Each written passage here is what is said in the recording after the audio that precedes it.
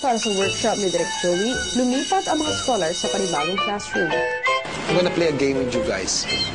So I can get to know you better and let's explore a little bit of yourself. Tignan natin din ang kalooban mo.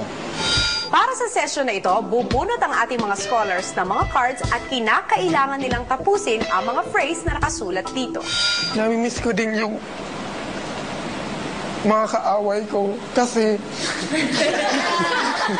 Okay. kasi hindi dahil sa kanila hindi ako magiging ganito, hindi ako magiging matapang, hindi ako matututong magpatawad kasi ang pusong may galit di maaring umibig, bulag sa wasto, alipin ang isip. Kaya the more you hate, the more you love. Sa buhay mo, ano sa na-consider ang pinakamalaking pagkakamali? Nung nagpalagay po ako ng silicone sa breast. Okay. Tapos hindi tinanggap ng body ko. That's delikado. Pinangarap ko magkaroon ng malaking... Pero siguro kasi it's a lesson lang na you have to be contented with what you have. True. Kasi it's just a matter of projection.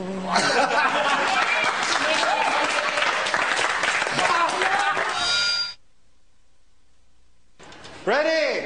Para sa kanilang inter-org competition of the day, naglaro ng drum relay ang mga scholars. Patatalbugin ng ating mga scholars ang isang ping-pong ball sa mga drums na hawak nila kasabay ng pag-establish ng tamang ritmo o tunog.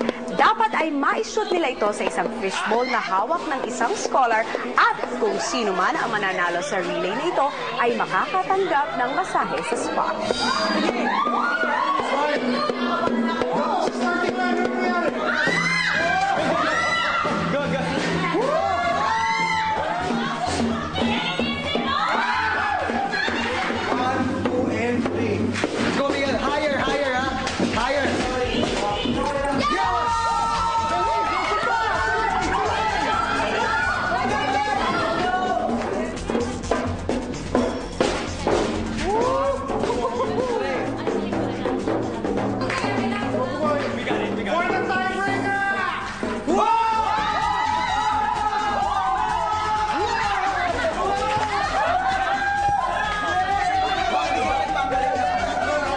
Sa counseling room kung saan maaaring maglabas ng damdamin ang mga scholars, sinabi ni Hansen ang pagkatuwa sa kanyang grupo. Nag-enjoy kami talaga. I think sa amin, lahat kami nagwo-work. We work well together. Maya-maya, pumunta na sa spa ang mga girls ng pupilars para magpamasahe. Oh, imamassage ko na kayo, guys.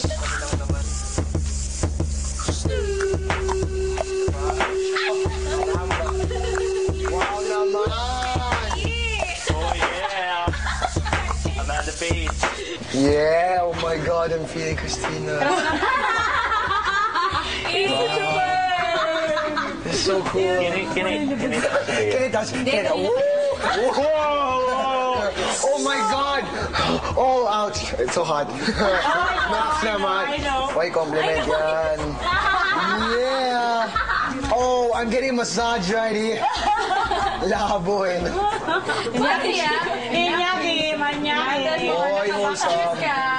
Pagkatapos ng masahe, nag-enjoy naman ang mga girls na paglaruan ang mga bula.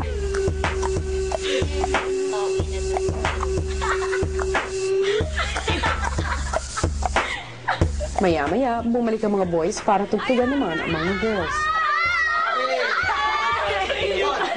Wait for me. 2, 1, 2. Intro muna.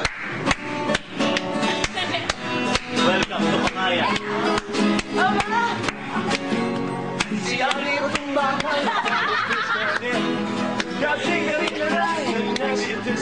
Samantala, ang ibang mga pupilars sa living room naman nagpamasahe. Sa second.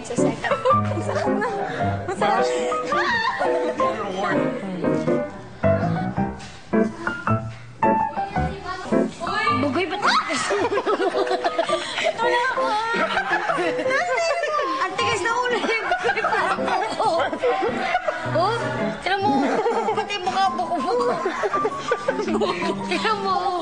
Tinan mo buko-buko nga. Tigas. Nahihirapan ang tigas. Sir Hansen, ang galing. Marunong. Yung muta ko na ko. Father mo Masaya nga ang naging reward ng pupilars sa gabing iyon, pero wala silang kamalay-malay na ang org na One Voice ay hindi nagkakaisa. Balikan natin ang naganap na laro. Kung inyong mapapansin, noong una, si Christian ang sumasalo ng bola para sa One Voice org. Pero sa second round, pinalitan na siya ni Iñaki sa utos na rin itong si Jeff, bagay na hindi nagustuhan ng iba niyang mga kasama sa org. There's one person in our group na siya yung parang nag-stand out na nagiging dominante kaya kami hindi nagiging isang grupo. Si Ranjit. Kasi po, di ba bagong dating siya, dapat we help him adjust. Oh. Pero nangingialam po, parang ang hirap. At saka marami po nasasaktan sa mga sinasabi.